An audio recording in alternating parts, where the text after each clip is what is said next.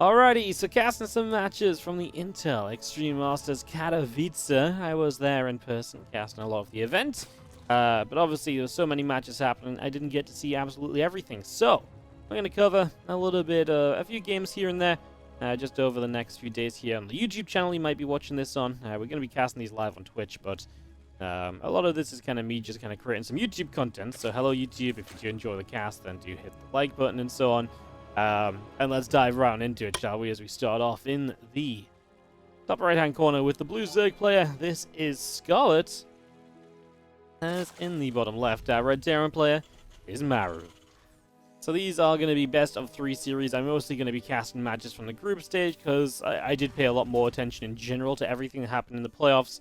The playoffs obviously stand out a bit more, whereas a lot of the group matches, it's, you know, even if I kind of roughly watched it at some point, it's difficult to remember exactly what happened, so just in general, that might just be a little bit more fun. That's my theory. If you do have any suggestions of what you'd like to see being cast for the YouTube, then please do leave a comment down below if there's any series in particular, or any players in particular you might like to see some more of. I'd be very happy to hear from you guys, and I'll probably be using this IEM replay pack for a week or so just to build up some content while events get rolling again post-Katowice. Obviously, Katowice is the World Championship of StarCraft 2, so it really was shown at the event as well. Everybody played just such a good StarCraft, and nobody gave in early. Every game was tense. I mean, there was a couple games that weren't, right? But that's inevitable. But for the most part, everything was so cool. It was very fun to watch. So many great back and forth games. It was just a great time in general. I think everybody brought a high level to the competition. So really excited to see what we find in some of these replays that I didn't cast myself at the event. As you do just have an Overlord poking in at the front from Scarlett here. Early game TVZ not looking to be too wild at the moment. As just have the Overlord backing it up a little bit. Reactor coming down the barracks, a factory building alongside.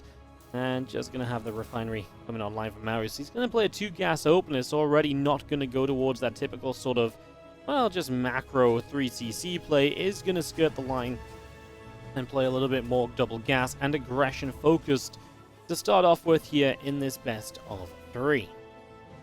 So I mean a little bit more toward that as we have the couple of Hellions on the way through. And it's actually going to be 1 Hellion, and it's going to be a couple of Marines behind that, so a little bit different there, keeping the reactor on the barracks. This is something which Maru has liked to do a reasonable amount as of late, I would say, where you just basically play this commitment into Marines early, and it gives you just a fair few options kind of going on from there. You really can say to yourself, right, well, you know, Marines coming up early, I can get a medevac out, harass with those. I still have a couple of Hellions that could potentially run by. It just allows you to create a lot of pressure on the ground pretty quickly, and usually with the medevac as well, you then get very mobile pressure, and that's where the benefit of this build really shines. So that's what Maru's going to aim for initially as Scarlett heads into her Ling speed. Everything is standard on the Zerg side of the map here so far. In terms of what Scarlett's seen, I mean, she did kind of poke forward a little bit with this Ovi, and saw initially the reactor going down. So what is good news is that initially she knew the timing of the reactor. So by knowing the timing of the reactor, that's already pretty good information, because now you know it's a reactor before any sort of Reaper play, so you at least knew that very early on, and then I'd imagine Scarlett can start to put together a little bit of what else might happen from there. You do see a fusion core behind this from Maru as well, so this is going to be him opening up into a battle cruiser, and that's going to be one of his ways to get set in this game number 1. Of course, Maru playing a lot of mech in TVZ as of late. And as he continues to play a whole bunch of mech, mech in general on TVZ is taking a little bit more of a turn in popularity, but it still kind of dies sometimes and looks bad. Maru is the one player that consistently makes mech look somewhat okay, so medevac drop gets denied, that gets deflected pretty much immediately. Absolutely nothing to be gained there. Let's just have the Marines pressing forward, and that Queen is going to start taking a little bit of damage. A couple of Hellions coming through as well. Other Hellions pulling back around the right-hand side. And we're going to take those into the medevac now. And this is kind of the nice part of just having this medevac, which is that this medevac can obviously just move across the map. It can jump into the base, and it can really kind of get in and do a fair amount of damage across the board, as we're just going to be seeing a couple of drones going down. And now going to look for a few more. And oh, those drones are stacking on up. 12 workers dying in an instant. Oh, and make it 16 at the end. What a great first drop of the game. Plain and simple for Maru. That wasn't complicated at all. And that's going to lead to 16 worker kills. That's obviously pretty freaking serious amount of damage, right? Like, that's not funny. That's going to put Scarlett into a very difficult position to try and bounce back from this. So Scarlett going to have to try and draw herself back from that. That is honestly just brutal, though. As the lair continues up in the main base, there are the factories and the armories to continue into the mech play. As our first BC is about to take to the stage, and this might just throw Scarlett for a GG, because she is not in a position to really deal with this or defend this at all. This could get very awkward very quickly as you jump onto our first drone. These queens now taking some damage as well. Yeah, okay, I mean, reasonable start. Just going to be seeing the BC now up to the top side. A couple of queens will continue in and just continue to chase that battle cruiser down. A little bit more damage onto it. So, to be fair, the BC didn't do as much as it could have done. Scarlett, knowing it's a BC, is going to go straight into the Spire. She does lose Lings over here, man. It feels like every front is just going to be lost by Scarlett. She's just losing units here, there, and everywhere. It's not pretty at all so far. And there's just going to be seeing extra drones coming up. Roach speed still being brought into play. And along we go. A few more creep teamers still going down, and just going to be having now a 1-1 vehicle weapons and vehicle plating upgrading from Maru, so continuing to go into his mech upgrades. Actually finds the Spire with the BC. Don't think that's going to be a chance to really deny that at all or to kill that off, but it is a nice find, right? You know, just knowing that it's there, you know the timing of it exactly, then you can calculate exactly when to and not to teleport BCs, because then you know exactly when the cooldown is going to be needed. So yeah, nice to see it. I mean, like I say, it gives you an idea as well. Maybe you will find a chance to pressure there as Scarlett tries to clean up these Hellbats on Hellions, which is going to happen eventually. Just again, took a little while to really get there, which is just a little frustrating, right? Nothing's ever happening smoothly or simply in this game for Scarlett. He's losing that many drones early. Well, I mean, just look at units lost. It's a whole bunch of stuff, right? A bunch of Hellions going down, but she's been losing Lings and drones, a Queen and an Ovi. And the drones hurt the most, but everything else just means that she's not trading effectively while having lost economy. And while her economy resets very quick, and again, that's just drones that you should have already been on, and then you should have had more army out because those drones should have already been up. So it kind of continues around on this kind of somewhat brittle circle. There's a couple drones going down. BC will now just teleport out again. Countdown to the Corruptors taking to the stage was kind of coming close as this right side base is going down as well. Kind of disastrous for Scarlett. I mean, really just the initial Hellion drop did way too much, and struggling to play forward from there. Scarlett typically does like when she plays against mech as well, like a bit of a corrupted roach timing, but as she goes into Hive, I think she's already accepting the fact that she's probably not in any sort of a position to really make it work this time around, so just kind of accepting that that's the fact here, and just going to go into Hive and try and take up. If she wins this game, it's going to be in a much later stage, as Maru does lose a BC. That is a pretty big pick-off, and that is obviously a really nice one for Scarlett. Get rid of that battlecruiser. That does just simplify things further down the line.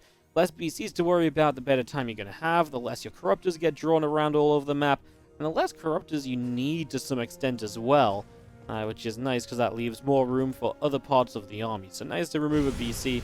The harassing power on the battlecruiser is pretty gigantic in the world of TVZ. That's why it is such a good opener, of course. Just going to be seeing a few Hellions continuing along. The BC on the right side coming in. The few Corruptors are going to come down, and BC just going to get a Yamato off. Teleports on out of there. And just going to be seeing a few Hellions continuing to drop down dead. So that will continue to fall. Let's just have our +2/+2 coming up. Infernal Pre-Igniter all on the way. That Magfield Accelerator is coming online very shortly as well. I mean, just all of the mech upgrades. Scarlett going to make a bid for Brutalords, which, to be fair, might be one of the only things she can do here somewhat to catch Maru off. I mean, if he's not quite prepared for Brutalords, there is a world where she can take some better fights and maybe give herself some hope and some chances in this game once more. So we'll kind of hold out for that as the Hellions and Cyclones still joining on up together. Just going to be seeing them starting to move out the right-hand side as well. So they're going to make a move across. Pathogen Glands is on the way. Burrow is on the way up as well. So I mean, Skull with a lot of investments, and to be fair, the one thing about mech is whenever you do damage in the game, especially early, it takes a long time to then get into a position to take advantage of those leads which you create for yourself. So while the early game wasn't good for Scarlett, she's at least alive simply for the fact it's mech. If you take that amount of damage and the bio army comes your way, well, the bio army hits so much more quickly because it's easier to transition into that bio follow-up, you would really just be dead, but obviously not the case here. More Thors on the way out as we do see Maru moving Cyclones and Hellions around the left-hand side. They're going to come through and get rid of a few creep tumors as well, so a bunch of this creep spread continuing to go down. Gonna get a few Cyclones locked onto a hatchery, and that might just die. Macfield obviously makes these Cyclones freaking deadly when they get to lock onto buildings and structures, so yeah, I'm just going to drop a Yamato and teleport the BC out of there. We only have the 2 BCs still because obviously one was lost earlier. I was just seeing if we're going to build kind of 4 in total and then still have 3 on the map, because obviously 3 is the usual number you go with. Maru just wanted to cut at 3 anyway and really focus then on ground production. Broodlords are not going to be a shock for Maru. If they arrive, then he's already going to be on the Thors, which means that he has got an anti-Broodlord army in play. So that's not really going to be an issue, and yeah, just another problem, I suppose, for Scarlett is that one of the things that she was maybe thinking of trying to surprise Maru with now will not work. So she is just going to try and focus on the ground army, so let's see if she can get the fights and the engagement she needs to try and keep herself in this game. Couple lock-ons, Cyclones done some damage out and just staying locked onto that queen for a few moments. Obviously, Scarlett trying to push this away. Maru going to start split pushing and make Scarlett make some tough decisions as to where she splits her army to and how she splits her army, so Scarlett going to have to be the responder to this and the one who has to on the fly figure out exactly how to approach it. And as the Cyclones and Hellbats together going to push their way through these couple of queens, they will go down. And in we go. Corruptors, Ravagers, and Roaches all moving through. The tanks and the Thors taking a whole bunch of damage. Another Thor going down. The Few Infest is going to burrow up and back away, but Scarlet's supply just is not good enough, all things considered. It's just not looking pretty as the Thors and the Hellbats are back onto this base over here. The few Banes, I mean, they don't even have Baneling speed yet. It looks as though Scarlet's going to be pretty heavily trying to rely on these. As the Cyclone stays locked onto the hatchery. Honestly, I don't think that is too long for this world either. As the Thors and the tanks, the Hellbats too, all pushing up. A few more drones will continue to go down. As well, yeah, another fungal growth drops down on this army. A corrosive battle landing, but I really don't see where we're going to go. GG from Scarlett, and Maru is going to take the first map of this best of 3 series. Just convincing from the get-go. Scarlett never really got back into it. GG's, and it is going to be a Maru 1-0 lead in our first best of 3. So, let's dive into the bottom right-hand side where we've got the red Zerg player. This is Scarlett to start us off for a second game of this best of 3. Is in the top left-hand side. The blue Terran player is, of course, Maru, and he leads 1-0 on Curious Minds now. Interesting little order of maps, 2K and then playing on Curious. Curious is typically the Terran pick, so what I imagine happens is that Scarlett picks 2K, maybe thinking that if her other map, her third map, was like Hardwire, maybe just thinking, hey, like, hey, I'll have Hardwire's map 3, but maybe I don't like playing Maru's mech on that, you know, more Zergy map. I'd rather play it on 2K for whatever reason. Somewhat interesting of, you know, interesting map order, because 2K really is usually the kind of the in-the-middle map, the map that nobody minds playing, so it's interesting that someone would then pick that first, rather than picking the map which is, you know, basically favored to their race. And again, it seems like that was Scarlett, because this map is now Curious Minds, and that definitely feels like the Terran pick, so a little bit of intrigue there on the map order, but nothing too crazy as we get this up and running. Thank you slowly for the 44-month resub. As, yeah, you trying to do it between games? Okay, I see how it is. Trying to do it between games, still didn't manage it. It's okay. Thank you so much for the resub, of course. As we get into this game number 2. Reactor is on the way up to start out with. And yeah, just again, no Reaper or anything from Maru. Just wants to open Reactor and get some units out early that can potentially come across the map and create a whole bunch of pressure. So I'm expecting something along those lines to come on into play. And yeah, I mean, it could be very similar to the last game. A bunch of Marines, get a medevac out, choose a follow-up from there as well.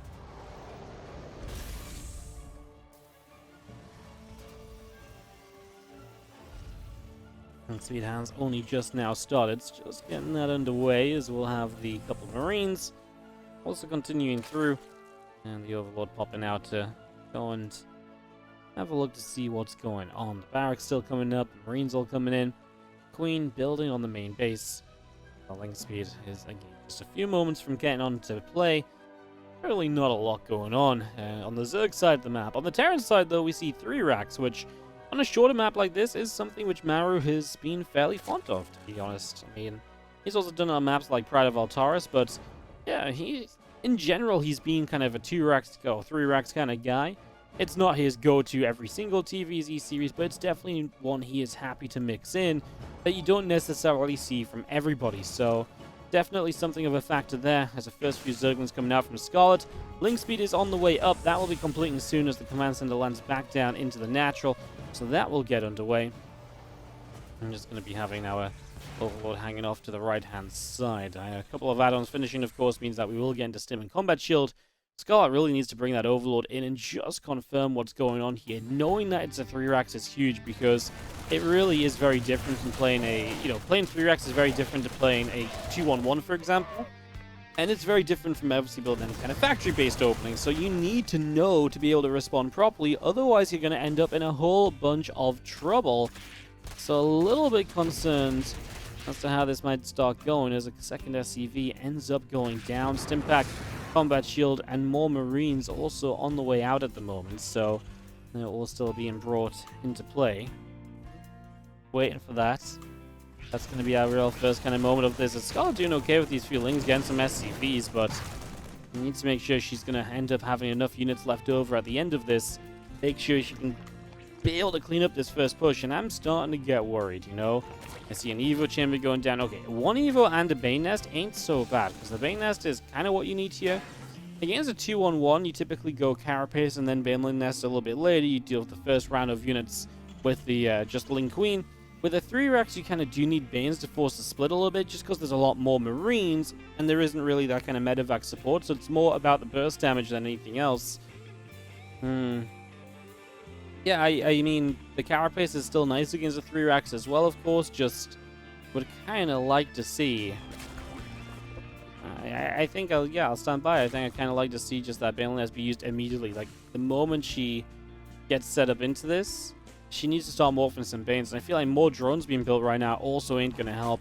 These upgrades are done, and Maru is already marching down the left-hand side of the map to get aggressive, so away we go. Aggression on the way across. See what happens. These Marines start pressing forward, and they're going to get into range of that hatchery now. Scarlett has a few Banelings finished, so 5 Banes or so. Definitely on the right track. Definitely on the right track. And Marines back around on the left. Still just looking for their opening here. Still looking for their opportunity to shine in this situation, as we just have them pulling back along the left side. There's a watchtower in that bottom left corner. And Zergling from there has to evacuate away also. Yeah, right now these Marines will just continue to wander around and see what will happen next. A couple extra medevacs and the Marines, everything producing. I'm impressed almost that Maru's been so conservative with these units. I feel like he had the potential to maybe jump on in, but he really believes that just keeping these units alive and going with a larger army a bit further down the line is the better way to play this. So that is an intriguing point to note, just in case you're looking for some specifics here. I mean, yeah, I kind of like. I don't hate it. I don't. I think it's just fine. I think it's probably the right line as well, as because Scarlett did have some amount of Banes up. It's very risky to start stimming in there. Obviously, medevacs. Every stim costs life. You can't heal. Carapace is done from Scarlett. Maru, by the way, 1 engineering bay, so very committed follow-up. Just going to continue on 1 engineering bay. Get up to tanks and just play off of this 3 racks and 2 bases. No 3rd CC still, so still not up to that 3rd base. That's very interesting. Also, as we are going to be seeing the couple of Lings jumping on the rocks, the Queens will join up with them, and they'll continue to work their way over there as Marines drop down the watchtower. Just going to clean out, and these Lings now going to go and jump onto these rocks with the Queens as well, so all of this will continue. Let's do Carapace with the melee upgrade. And of course, Scarlett just trying to get more upgrades onto the field. As Maru expands behind this, he's obviously not completely all in on this attack, but he definitely wants to deal some kind of damage with how late that third base is. Well, he's going to get it. He's already forcing drones off this position. It just feels like Scarlett doesn't really have an answer outside of just giving this location up. Queen's on the right side, playing Bane from the left. No bailing speed. I mean, that surely should have been done. Maybe not done by now, but it's so far away still. I mean, this attack in seems horrendous. Walled off Marines are going to trade very well against those Zerglings. That was the majority of the army. The Banelings didn't even get a chance. Target fired down before they could even think about getting on top of Marines. And this is going to be Maru with a little bit too much and taking a game number 2 for a 2-0 victory in what was the group stages of Intel Extreme Masters Katowice 2022. And just don't see anything that's going to turn that around right there. And that is going to be it. GG's for Maru to take map number 2 of this best of 3. Maru picks up that 2-0, and that's our first series that we'll cast from the IEM KATOWICE groups. Wrapped on up. Again, just a quick mention, if you watch on YouTube and you enjoyed the cast, to like the video and consider subscribing to the channel for more daily uploads. So make sure you check that out.